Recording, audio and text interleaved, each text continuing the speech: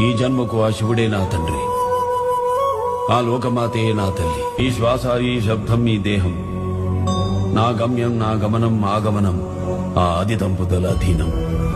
ఈ జన్మ శివార్పితం, మరు జన్మ శివ శాసనం.